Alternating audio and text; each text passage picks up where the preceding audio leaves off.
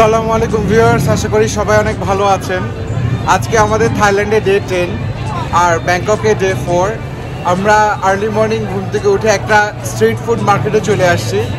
এখান থেকে ব্রেকফাস্ট করে শপিংয়ে বেরিয়ে পড়বো। আজকে হচ্ছে শপিং ডে। কোথায় কোথায় যাব সেটা আপনাদের সাথে শেয়ার করব।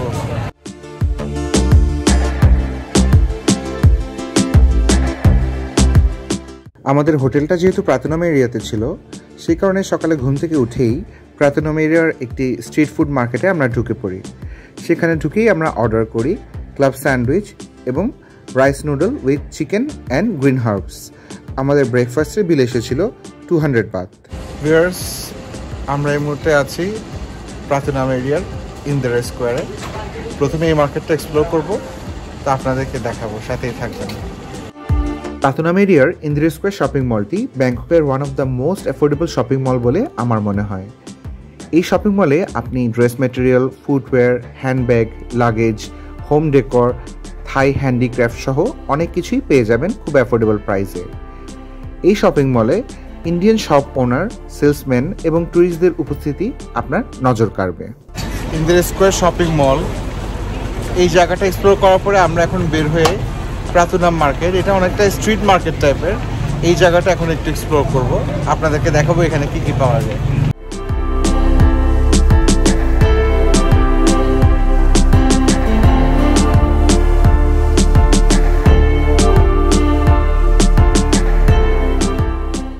ব্যাংককের প্লাটিনাম এরিয়াতে প্লাটিনাম মার্কেটটি সুবিশাল জায়গা নিয়ে অবস্থিত। মূলত এটি একটি সুবিশাল ক্লদিং মার্কেট, অনেকটা আমাদের দেশের ঢাকার গাউসিয়া চাঁদনী চক অথবা চট্টগ্রামের রিয়াজুদ্দিন বাজারের সাথে কম্পেয়ার করা যায়। নিঃসন্দেহে it's cheapest in term of price in Bangkok, তবে অনেক বেশি এক্সপ্লোর করতে হয়। ক্লদিং ছাড়াও এখানে বিভিন্ন রকম প্রোডাক্ট পাওয়া যায়, যেমন হ্যান্ডব্যাগস, অ্যাক্সেসরিজ, কসমেটিক্স সহ নানাবিধ। আপনার অনেকটুকু এক্সপ্লোর করেই আপনার পছন্দের জিনিসটি কিনতে হবে। অনেকটুকু পথ হাঁটতে হবে, এয়ার কন্ডিশন নেই, স্ট্রিট মার্কেট, কিন্তু আমার কাছে দারুণ লেগেছে। অ্যাফোর্ডেবল শপিংয়ের জন্য জায়গাটি হাইলি রেকমেন্ডেড।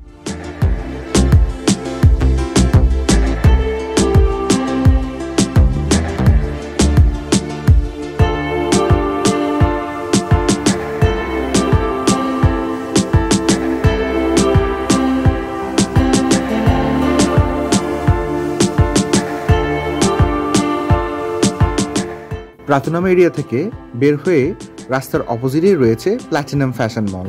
আপনি খুব সহজেই ফুটওভার ব্রিজ দিয়ে রাস্তা পার হয়ে ডিরেক্টলি মলে ঢুকে যেতে পারবেন।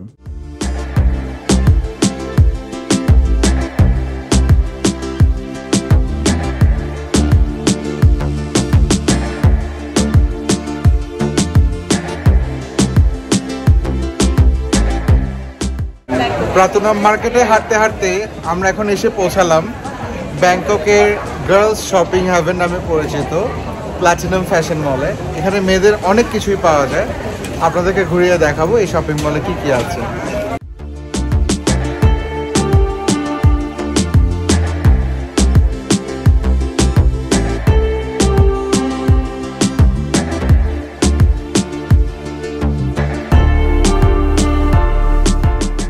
Platinum Fashion Mall is highly recommended for girls' trendy clothing and fashion accessories shopping. যারা ওয়েস্টার্ন ড্রেস পরতে পছন্দ করেন তারা আপনাদের পছন্দ মতো অনেক কিছুই পেয়ে যাবেন এই শপিং মলে কেনার জন্য। প্লাটিনাম মার্কেটের সাথে এই মার্কেটের ডিফারেন্সটি হলো এই মলটি অনেক বেশি সর্টেড, আপনার অনেক বেশি এক্সপ্লোর করতে হবে না এবং সাজানো গোছানো এবং একটি ভালো এনভায়রনমেন্ট রয়েছে। ড্রেস ম্যাটেরিয়াল ছাড়াও এখানে বিভিন্ন ধরনের fashion accessories, jewelleries, cosmetics, bags, sandal, shoes সহ নানাবিধ জিনিস এখানে পাওয়া যায়। মূলত মেয়েদের শপিং মল হলেও এখানে কিডসদের জন্য একটি ফ্লোর রয়েছে এবং জেন্টসদের জন্য দু একটি দোকান রয়েছে।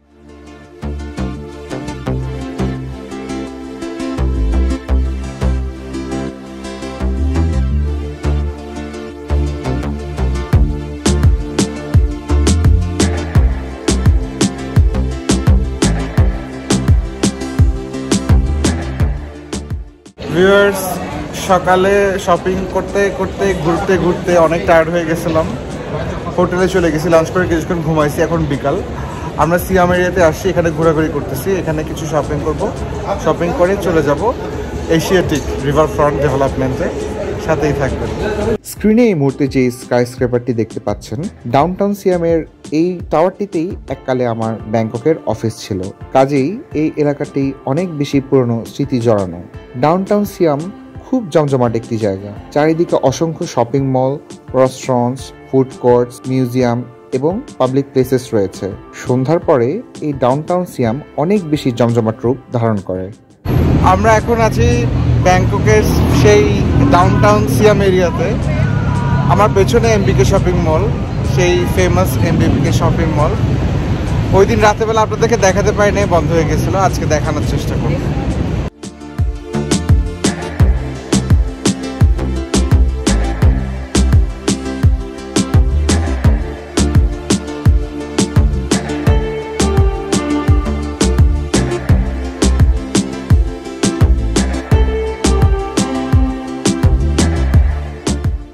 এমবিকে এককালের ব্যাংককের সেরা শপিং মল। ব্যাংককে যখন অনেক বেশি ট্রেন্ডি এবং লাক্সারি শপিং মল ছিল না, তখন সব টুরিস্টরা এমবিকে থেকেই শপিং করত। আমরাও আগে যখন থাইল্যান্ডে যেতাম, এমবিকে থেকেই বেশিরভাগ শপিং করতাম। প্রাইসের দিক থেকে খুব বেশি চিপও না, আবার খুব বেশি এক্সপেন্সিভও না। তবে সুবিশাল এই শপিং মলে এক ছাদের নিচেই সব কিছু পাওয়া যায়। এক কথাই সব কিছু, কি নেই এই শপিং মলে। এই সুবিশাল ফুড কোর্টে আমি এভরিডে লাঞ্চ করতাম যখন আমি সিয়াম টাওয়ারে জব করতাম। কাজেই এই এমবিকে শপিং মলও আমার অনেক স্মৃতি জড়িয়ে রয়েছে।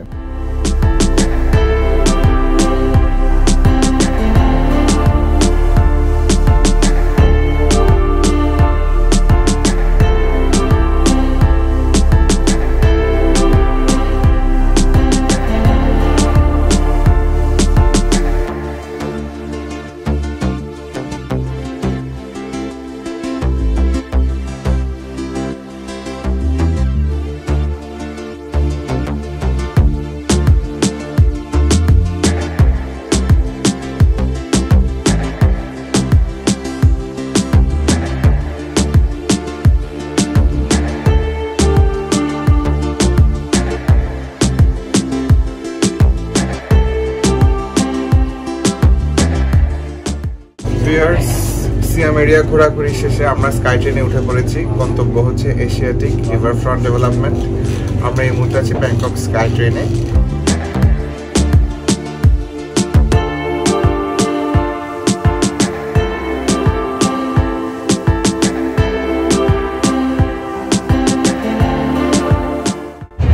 সাপান তাসকিন স্টেশন থেকে নেমে আমরা এখন স্যাথর্ন পিয়ারে ওয়েট করছি।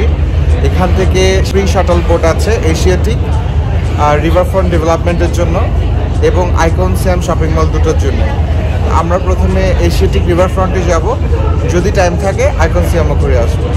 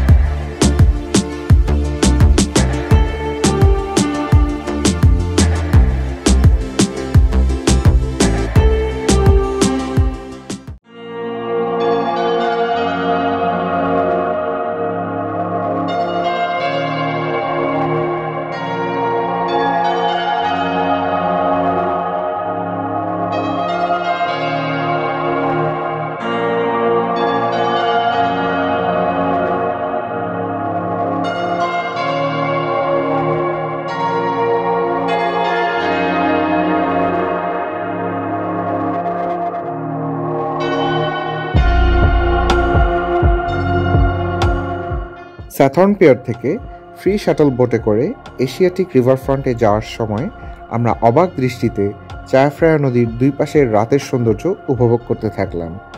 এই নদীর দুই তীরের সৌন্দর্য দিনের বেলার চেয়ে রাতের বেলা অনেক বেশি জাঁকজমকপূর্ণ। অনেক বেশি লাইটিং দিয়ে খুব সুন্দর করে সাজানো হয় প্রতিটি বিল্ডিং, প্রতিটি এরিয়াটিকে। এই নদীতে আপনারা চাইলে ডিনার ক্রুজেও যেতে পারেন দুই পাশের সৌন্দর্য উপভোগ করার জন্য। সেই ক্ষেত্রে জনপ্রতি খরচ হবে 1000 থেকে 2000 বাত। আর আপনি যদি মনে করেন বিনামূল্যেই এই নদীর দুই তীরের সৌন্দর্য আপনি রাতেরবেলা উপভোগ করতে চান, তাহলে এশিয়াটিক রিভারফ্রন্ট ডেভেলপমেন্ট অথবা আইকনসিয়াম শপিং মলের যে কোনো একটি শাটল বোটে উঠে গেলেই আপনি ফ্রিতে ব্যাংকক রিভার ক্রুজটি করতে পারবেন।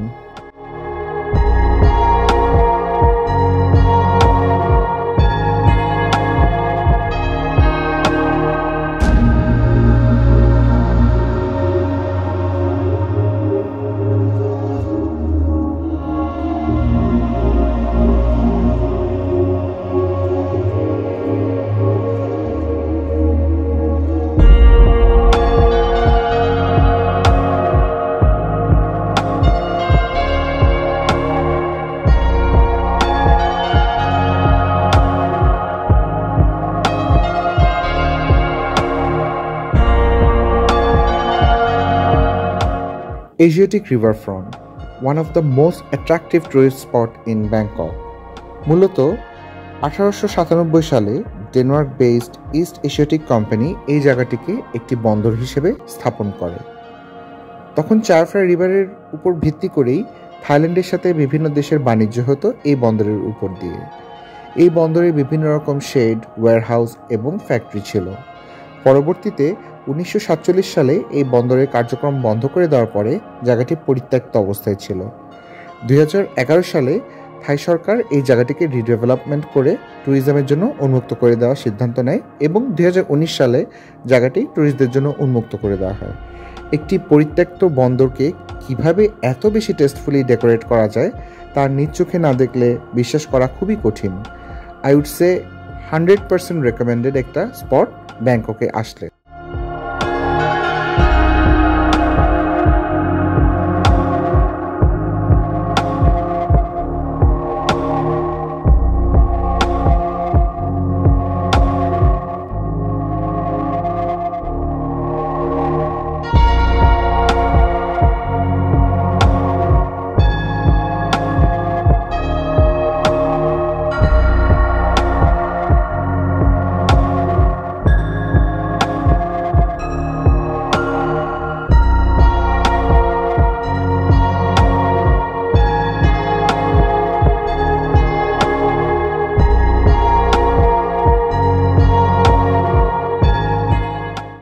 আমরা এখন আছি এশিয়াটিক রিভার ফ্রন্টে।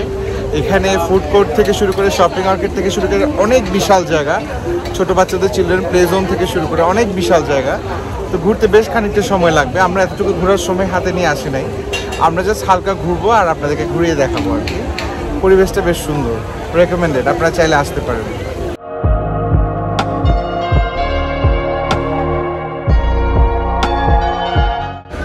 ভিউয়ার্স, আমরা এখানে আমাদের ডিনারটা সেরে নেব। হাতের সময় বেশি নেই কারণ আইকনসিয়ামও যেতে চাচ্ছি, দেখা যাক যেতে পারি কিনা। এই মুহূর্তে ডিনারটা সেরে নিচ্ছি।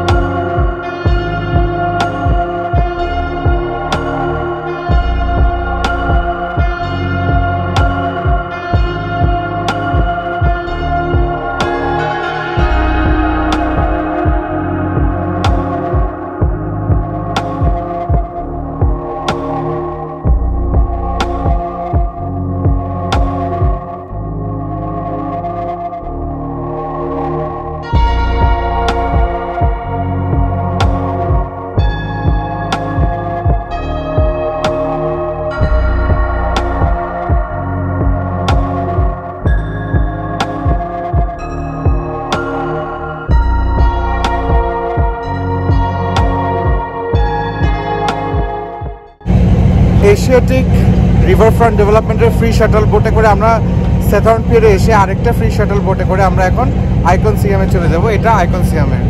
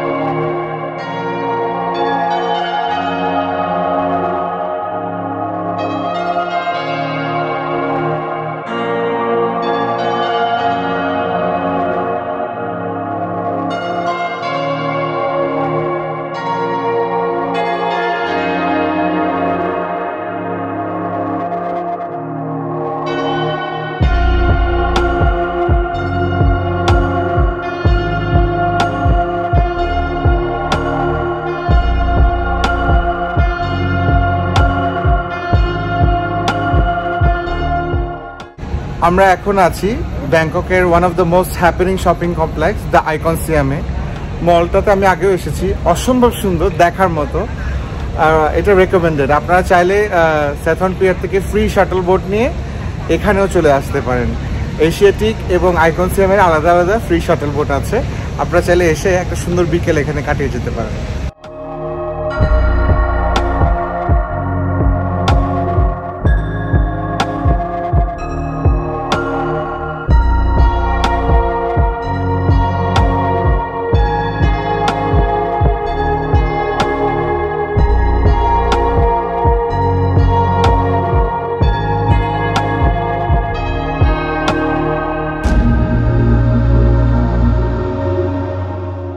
এখন রাতের প্রায় 11টা বাজে, তাই শপিং মল বন্ধ হয়ে গেছে।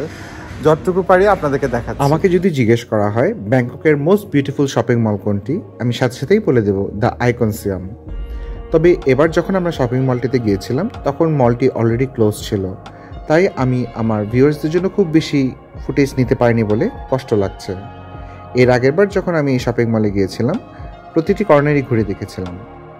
আমি আমার ভিউয়ার্সদেরকে বলবো, আপনারা যদি কখনো ব্যাংকক বেড়াতে আসেন এই শপিং মলটি অবশ্যই ঘুরে যাবেন।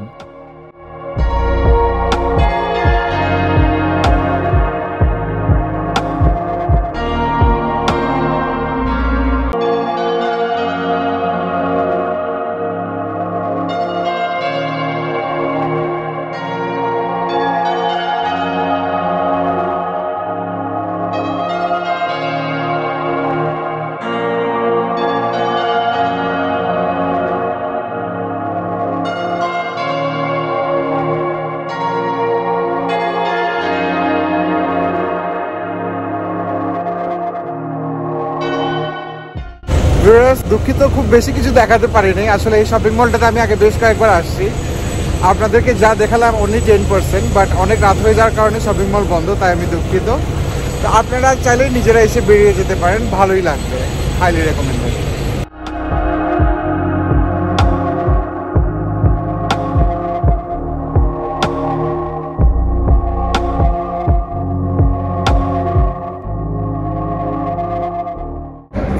সারাদিন অনেক ঘোরাফেরা হলো, এক্সপ্লোর করা হলো, শপিংও হলো। এখন ঘরে ফেরার পালা, অনেক টায়ার্ড আমরা। এখন স্কাই ট্রেনে চেপে হোটেলে চলে যাচ্ছি। আজকের মতো ব্লগটা এখানেই শেষ করছি। সবাই ভালো থাকবেন। This is the end of the blog. আল্লাহ হাফেজ।